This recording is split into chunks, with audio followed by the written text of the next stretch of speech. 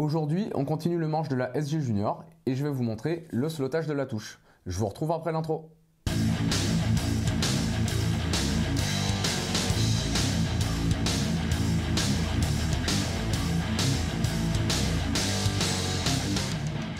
Bienvenue dans cette nouvelle vidéo, je m'appelle Vincent Brun, je fais des vidéos de lutherie, de la construction de guitares en kit, de la rénovation d'outils, de meubles, des aménagements d'ateliers, enfin plein de choses qui tournent autour du bois.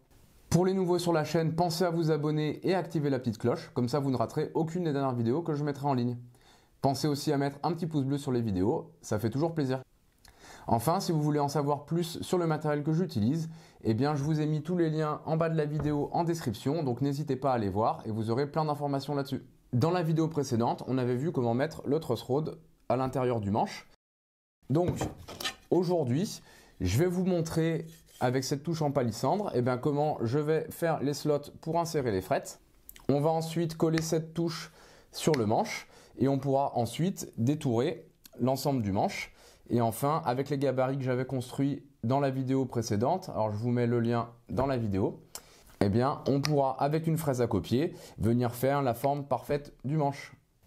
Pour slotter cette touche, eh bien, je vais tout simplement utiliser une boîte à onglets que j'ai construite moi-même.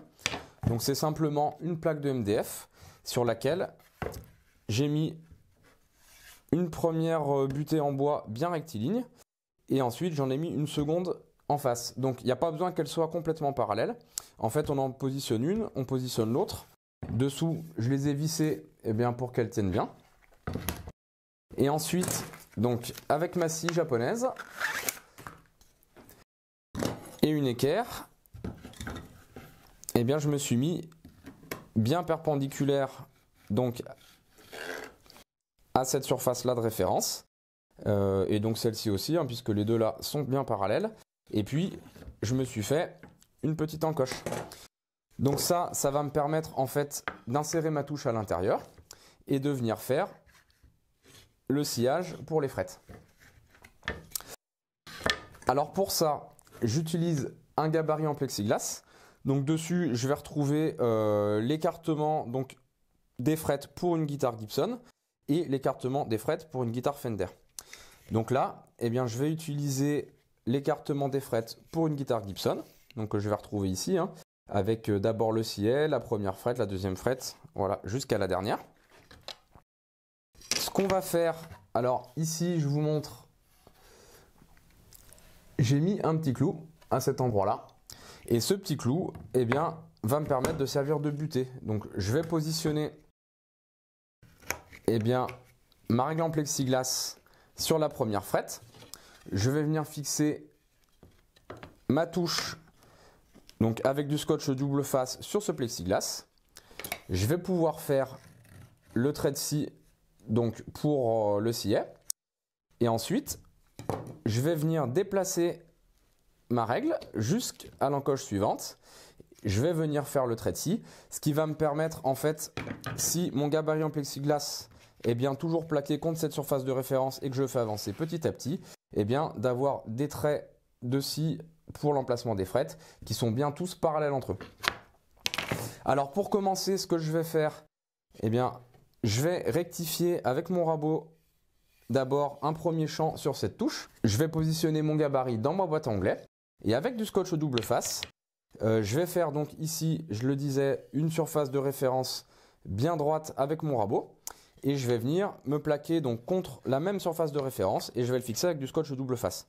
Comme ça, voilà, je sais que ici, j'aurai tous mes traits de scie qui seront bien perpendiculaires à cet emplacement-là. Et ensuite, comme ça, je pourrai le coller sur le manche. Allez, je vais vous montrer tout ça en vidéo.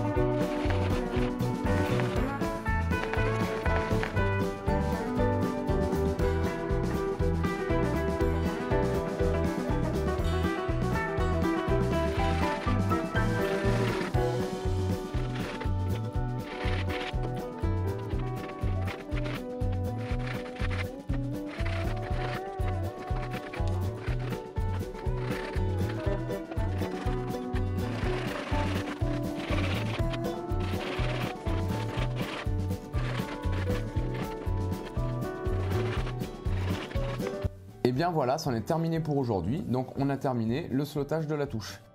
Alors je m'arrête ici, pourquoi? Eh bien parce que l'étape suivante, en fait, il va falloir que je découpe la forme du manche avec ma scie à ruban.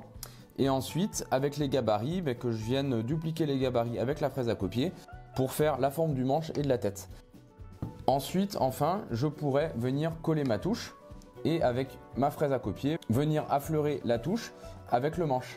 Et en fait, là je suis bloqué puisque je viens de vendre ma scie à ruban. Ça, c'était l'emplacement de mon combiné avec ma scie à ruban et ma rabot d'ego. Maintenant, j'ai plus rien. En fait, j'ai commandé une nouvelle scie à ruban un petit peu plus puissante et un petit peu plus grosse. Et entre temps, j'ai vendu mon combiné et donc maintenant je suis coincé parce que j'ai toujours pas reçu ma scie à ruban.